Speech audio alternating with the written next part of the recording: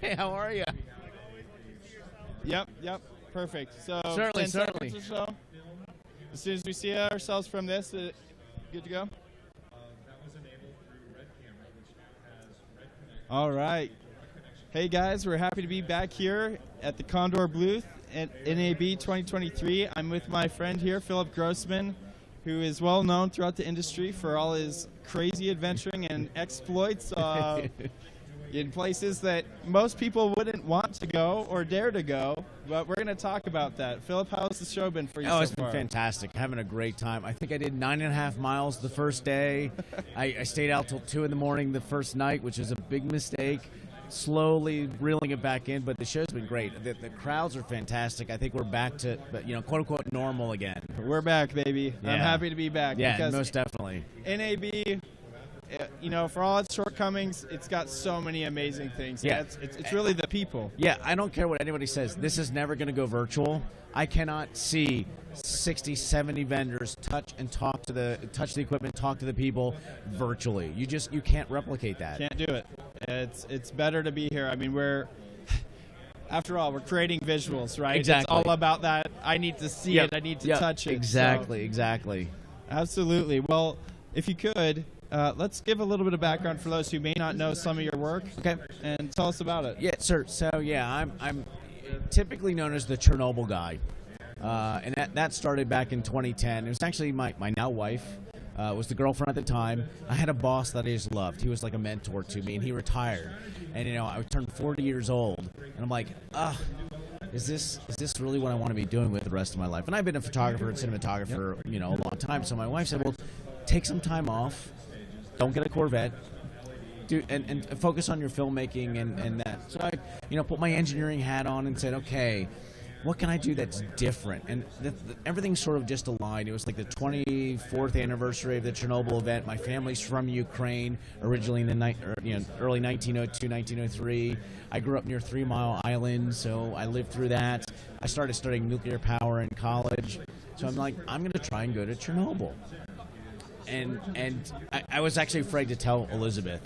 And she goes, when I told her, she's like, that sounds amazing. You should really do that. I was like so surprised. And she's been so supportive of it. And so, I literally found some dude on the internet who had gone once and gave me some advice, who's now a great friend of mine, Arkadiusz Podzinski, lives in Poland. We've traveled the world together doing these crazy adventures. Went there, spent 4 days, thought, once-in-a-lifetime opportunity, I'm done.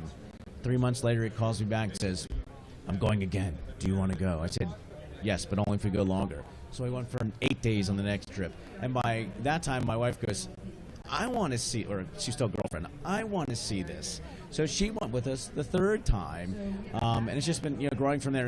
And it was that time we started thinking about maybe we should do a documentary. And in general, documentaries are biased. It's human nature. You start with an idea for a story, and then you tell that story. I wanted to try and do this a little bit different, so I just kept going and sort of, it sounds sort of hokey, new ageist, but I wanted to see what story came to me. And it was really about what had transpired after. I'm an engineer by training, so the buildings and the technology that was used then, what had happened, the people, and sort of telling that whole story.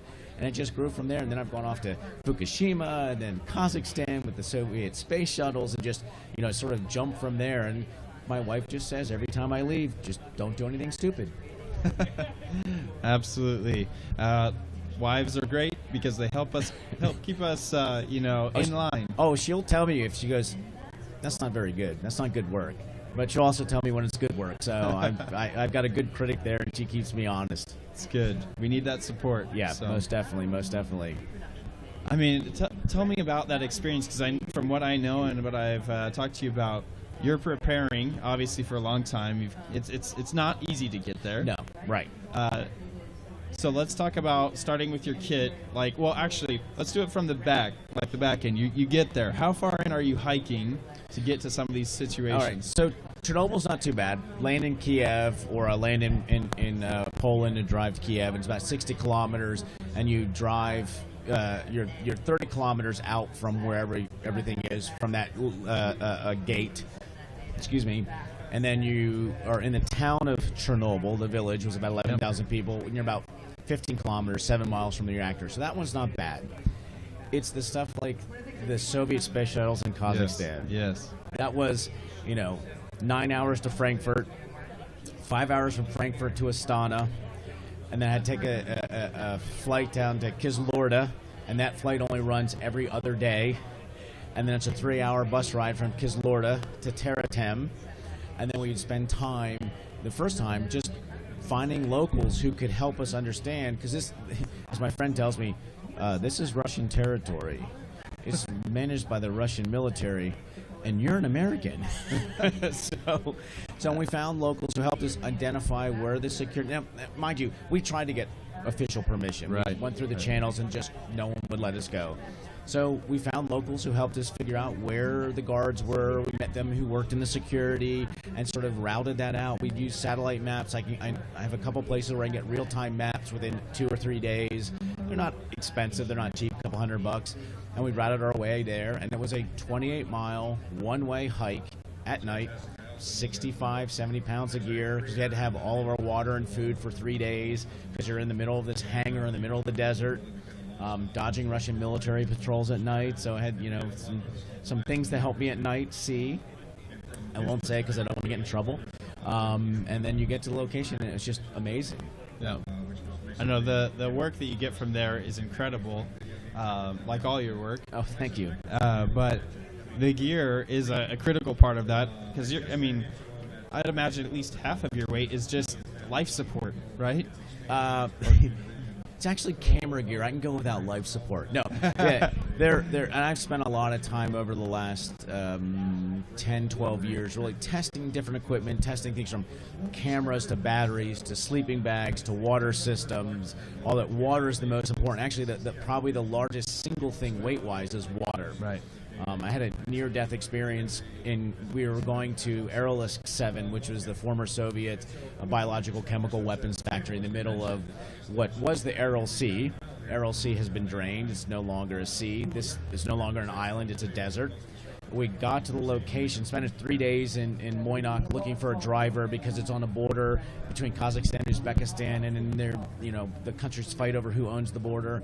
We finally get to the location, spent 3 months, 4 months preparing. It had been blown up. Oh my gosh. 4 days before we got there. Oh. Now, we like to joke and say, well, they knew we were coming, they're destroying evidence. But it was really just the two armies saying, well, this is our land, we're going to blow it up. And, of course, being the guys we are and being very hubris, we're like, well, we're not going to waste this opportunity. We know there are ships in the desert. So if you've seen photos of ships in the desert, that's in Uzbekistan, Kazakhstan. So we hike out. First, we have the big argument about, well, you're not supposed to hike in the desert during the day. But if we don't go during the day, navigating at night is difficult, and then by the time we get there, we're going to have to turn around and come back. So we decide we're going to hike, and I didn't calculate enough water because I wasn't planning to do that. We find the ships. We have, it's rough. It's 22 miles in the desert one way. Get there, amazing scenery. We finally, the sun goes down. We pull out the sleeping bags and stuff, and I had a satellite phone, keep in touch with the wife. Called her, said, yeah, no, Elizabeth, everything's fine. Yeah, it's fine. The place was blown up. We weren't hurt. We're going to hike back tomorrow. When I got back to the States and told my wife what happened, she goes, I knew something was wrong. I could tell in your voice. So, but yeah, it's it can be risky. You try not to do anything stupid, as my wife says, but I've learned from that. Now I know how to carry water and what to carry, and hopefully I've got a little bit wiser, and we'll go, okay, this is not what I'm going to do. And there have been occasions on some of these trips where I've said, nope, I'm not going to do this. Mainly it was a NATO country. If I had gotten arrested, it would have been a bigger deal than if my European friends. So one location I stayed back and they went and explored. And part of me is sort of jealous because I'm like, oh, I should have done it. But yeah, I don't feel like with this adventurous lifestyle that FOMO seems to be something that is not your favorite. Yeah. You need to be there. You need to be in the heat of it. Yes. One day, I don't know. I hope I can say that line. Don't worry, it got bombed, but I'm going. Incredible. Yeah. I have had the experience of being held up at gunpoint in Chernobyl. Not too long ago, I got a phone call at 4 o'clock in the morning from the SBU, which is the Ukrainian version of now the KGB, for some exploits, but we got it settled, so it's okay. Wasn't anything done on purpose, sort of a misunderstanding, and and it happens. But you're always polite in every country. You're in someone else's house, so you have to be nice. You have to be polite. And for me, it's learning the culture, trying to learn the language, learning the food. You know, all that is part of the experience. Absolutely. Well, that's incredible. We've talked about how hard it is to get there. Now, once we are there, let's talk about some of your process and workflow for capturing. Right. So, I just turn the camera on and spray everywhere. Perfect. Yeah, like everybody. No. So we do a lot of research beforehand, and I try to think through what it is I want to capture, what story, and I do it in two ways, because some places I go, it's a bigger picture, bigger documentary that I'm working on, and some it's licensing, because I know what shows want. I've licensed a lot of material, and I'm still a stills guy at heart. So I'm shooting sort of for stills, and that's actually when I first started shooting on the red DSMC2, the Helium. The reason I got it was like, oh my God, 8K, but it's a 35 megapixel still, so I can shoot video and then take a still out of it. Yep. The problem is, and most people don't realize, that you have to do mental gymnastics in your head, because shooting motion, the process for shooting motion is different than shooting stills. And you're flipping back and forth. And I've actually found over these adventures that it's actually easier to have a separate stills camera and a motion camera. And then you always have your iPhone, because remember, the best camera you have is the one you have with you. Right. And so I'll figure out what the shots are. And sometimes I know ahead of time. Other times it's, you just sit there and you look and you watch. And, for Chernobyl, because I've gone so many times, each trip I try and plan what it is I want to cover, because I've got the material. I'm like, well, I haven't covered this, I haven't covered that. Yeah. My goal is always to go to the place more than once if I can, because the first time you learn how to go and what to do, the second time you really can experience it. So Absolutely. It's really about that. And then it's capturing the material. At night, I've been trying to go laptopless for 8 years now. Paul and the Hedge guys have been wonderful. They built me an application for the iPad. Unfortunately, it's the internal workings of the iPad that I wish Apple would fix their API so that we can get full bandwidth. So I still take a laptop, but it really is, once I'm done shooting for the day, I take as many cards as I can, because I just want to get as much coverage, flipping back and forth if it's a stills or if it's motion, trying to. It used to be like, I'm going to pan left, and then I'm going to pan right, and then I'm going to pan. And then I realized, if I pan left, I can just play backwards.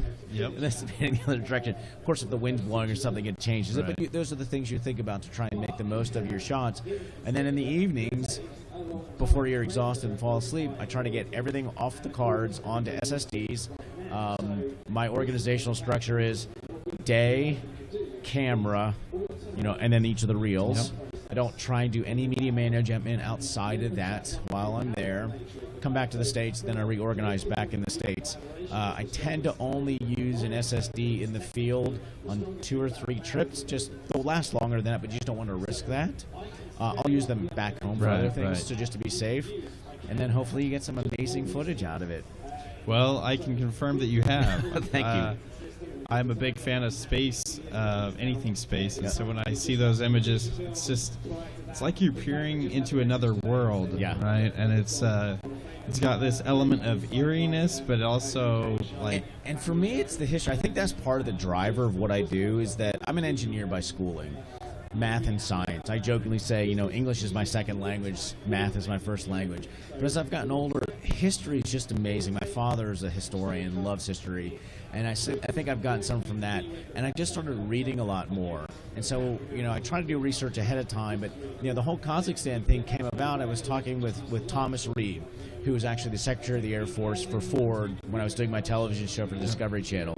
And he told me about the shuttles and the whole process of what they called Line X. If you've ever seen the show The Americans, they actually mention the Line X project, so I know it's real. And then I started reading books, and there's only like one book on the Buran that's out there. So I started just devouring that, and then just doing research. And he pointed me to some government agencies that I can go and get documents from, and then you go there and you see it, and it's just, that's for me is like sort of the cherry on the top. I've read about it, I now see it, and then we all learn. So you're never going to know history 100%. You try to triangulate. Even with all the Chernobyl work, one person tells me one thing, another person tells me another thing. They're in complete opposition of one another. I got to find a third person who try to help me figure out what really is going on. And then hopefully I've got the story right. And I always say it's never going to be 100%, but it's going to be interesting. Yeah. Well, undoubtedly, it's an interesting path that you've taken. We're all happy that you did. Well, thank you. Where can people see your work? So they can go to my website. So just a little hint for people. I've gone back and forth with, like, what should the company name be? What should I do? And finally, about 4 years ago, my wife just goes, just call it philipgrossman.com. And it wasn't taken, so it's philipgrossman.com. All my images are on there for sale. If you go to AOA, philipgrossman.com/AOA, lowercase, stands for Art of Adventuring. I have all the equipment I use, the stuff that I use. I'm going to be blogging about it there. For me, it's about sharing. Some people are like, oh, I'm not going to tell you how to get there. I had somebody contact me on Instagram because they saw one of my pictures. And he's like, how do you get there? I'm like, here's the GPS coordinates. Here's what you got to worry about. I gave him as much information as I could and said, good luck, because I want everybody to experience. So my website, and then from there, there's all my social media is PGP Images, stands for Philip Grossman Photographic Images, and Twitter, Facebook, Instagram. I encourage people to reach out to me. I love to share, to tell people about how I do these processes, because that's how I learn, other people sharing from me. And so I was in a fraternity in college, had the wonderful fraternity experience like everybody else, but the only thing that really stuck with me was this one poem they made us read. It's called The Bridge Builder. And I didn't really realize how much of an impact it had on my life until I was in my early 40s, I guess. And it was about a guy who was building a bridge, and everybody would pass him and go, why are you building the bridge? Why don't you just cross this bridge and be on with your life? He says, I'm not doing this for myself. I'm doing it for other people so they don't have to build the bridge. And I said, that's how I want to approach these things. So anything that I learn from, like Gerald Undone and Make Art Now, all those guys do amazing work, and I learn so much from watching their videos and their equipment. I have delusions of grandeur of having my own YouTube channel, but it's a lot of work, and you can ask them. It's a lot of work. So I'm thinking about maybe just doing a series of videos called Shit I Actually Use, and help people understand this is how I decided that this is what I want to use, and hopefully they can use the same process that may not be the same gear I have, but the same process. This is why I want to use that gear. So philipgrossman.com and then all the social media outlets. Well, thank you for your time, Philip. Well, thank you guys. I appreciate it. And good luck on your next adventure. All right.